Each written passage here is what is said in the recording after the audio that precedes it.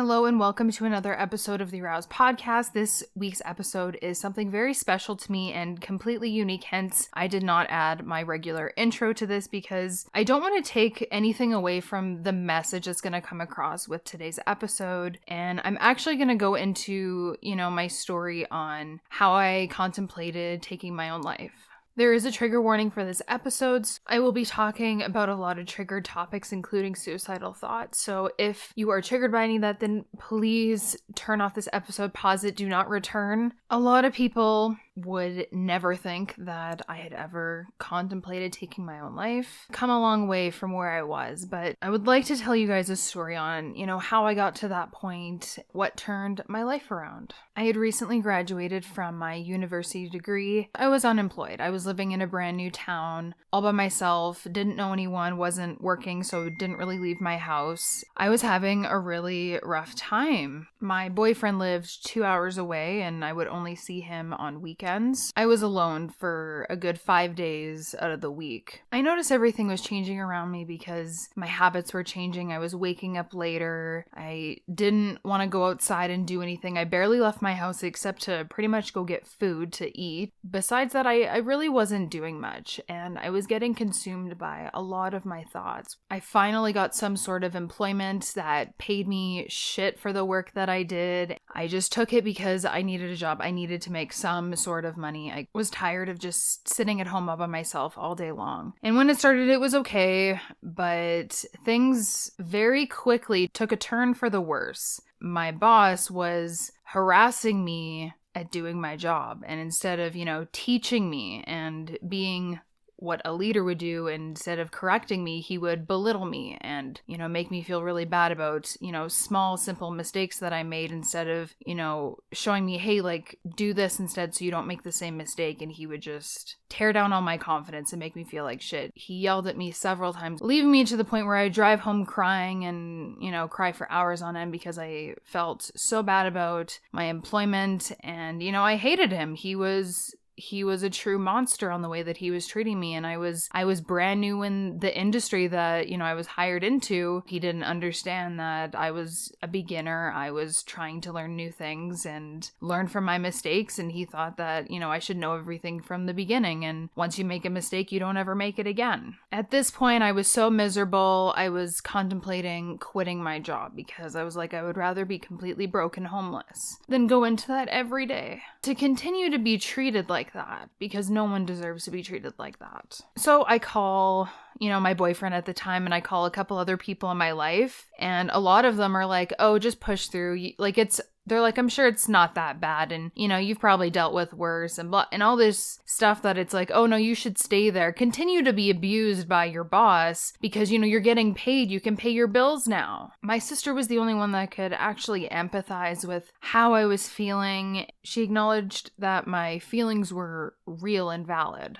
And I was like, finally, someone actually believes me because I felt like no one else in my life believed that I was feeling the way that I was. During this time, I was also, considering adopting a rescue. I was craving companionship because my partner lived 2 hours away. I was all by myself at least, 5 days out of the week. I literally knew no one in the town that I just moved to. So I was so alone. Again, I was, calling the same people and telling them, hey, I'm interested in adopting a dog. I miss having a dog. I grew up with one my whole life. Really miss that companionship. I really want a dog. Yet both my boyfriend and other people in my life were like, no, you shouldn't do that. You don't need to get a dog right now. So they were pretty much telling me that, the thing that I wanted wasn't something that I needed. It was a want. It wasn't the right decision for me. So they were telling me this. I was just so shocked that no one wanted to support me in anything I was making a decision over at this time. Everyone thought that they knew better than me and what decisions I should make for my life based on what they thought, was going to be the right thing. And it totally knocked me off my feet because I'm like, okay, well, these people don't believe me. They don't think anything that I want to do for myself is the right decisions. Maybe I need to go talk to someone else. So I booked an appointment with my family doctor, drove 45 minutes to them in my old city that I used to live in. On the drive over, I'm talking to myself in my vehicle and thinking, what do I tell my doctor? Do I tell him everything? Do I leave anything out? Because I was having suicidal thoughts. I would have thoughts like, what if you just drove off this bridge right now and, could die drowning to death and being trapped in your car? Or maybe we're lucky enough that someone will T-bone you in this intersection. You'll die instantly. All your pain will be taken away. It was really dark shit that I was thinking. I had the fear that, what if my family doctor doesn't believe me like everyone else in my life, says it's nothing to worry about? I thought to myself, if he doesn't believe me, then that's the last straw. And then 45 minutes later, I arrive at the clinic and my whole body is shaking. I am a nervous and anxious wreck, just waiting for the doctor to walk in, and if I'm gonna have the courage to tell him what's actually going on. Maybe I won't have the courage to tell him. The moment that he walks in and asks me, "How are you doing today?" I break down into tears. I tell him about my suicidal thoughts, how I hate my job, how nothing's going right in my life right now. That, I'm really craving companionship. Like, I want to adopt a rescue. I want to get a dog and think it's the right decision for me. He diagnoses me with depression and anxiety. Mere 21 years old. It was almost 2 months after I'd graduated from university. Everyone expected me to be so happy that I graduated. I'm looking forward to life. And here I am feeling like I have no future. I want to die.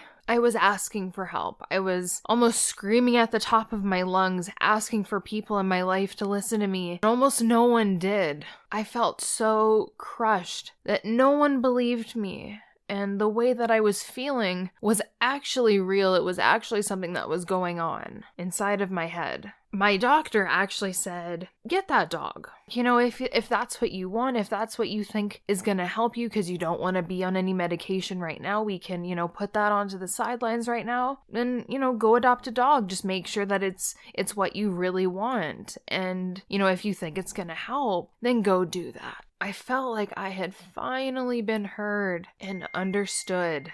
I got, the thumbs up from my doctor to get a dog, to look into getting a dog. I continued to get resistance from other people in my life, including my boyfriend, to not get a dog. Oh, well, you don't need a dog right now. And because I got the okay from my doctor, I was like, hey, no, my doctor said I can get a dog. This is something I want, and just because you don't think that I should do it doesn't mean I'm going to go through with, what you think is right. I'm going to go through with my decision, and, someone told me that, if I think this is going to help me, that I should do it, and that's what I'm doing. I was so determined to find, quote unquote, the perfect dog, and I did receive that. I was wanting a healer from the universe, and I was pretty much putting it out into the universe that I was wanting this blue or red healer, actually finding Twister at a shelter, taking him home for a week just to see how things are going, and then I officially adopted him a week later. Really, the rest is history because he has changed my life. I was so much happier. I was filled with so much purpose again. And it wasn't just because he helped me rediscover my love for life. And we're going on, 4 years this year in July of adopting him and being together. He continues to remind me of my love and passion for life. So Twister continues to support me even to this day, and while I'm recording this episode, he is literally laying on my bed staring at me, giving me support and company as I work through this very emotional episode that I'm sharing with you today. I'm gonna be real honest, I've had to take a lot of breaks during recording this because I have been very emotional talking about this, as I know I'm not the only one that has struggled with depression, mental illness, and contemplated suicide. This is such an important episode and message for me to help bring more awareness to, because I don't want anyone else to lose hope like I almost did in myself when it was like, oh, just because no one else believed me, this is going to be the last straw. I don't want anyone to get to that point, because if you are struggling, I want you to know that your feelings and emotions are valid. They are real. And even though I'm not talking to you this second face to face, I know that they're real and you're going through something. just because others don't believe you doesn't mean that they're not there. It's not real. It's not going on. No, you are experiencing something, whether you need to get on medication or make some sort of decision to help you rediscover for your love of life like I did. It doesn't really matter as long as you are picking the right choice for yourself. Never forget how amazing you are and that you were created for a reason. The universe, God, whatever higher power you believe in, created you to be on this earth for a reason. So they didn't just create you out of nowhere to be like, oh, that was cool. Just recognize your worth, recognize your value on this planet, and that you were made for a wonderful purpose. Thank you for listening to today's episode. I love you so much, and I will see you next time.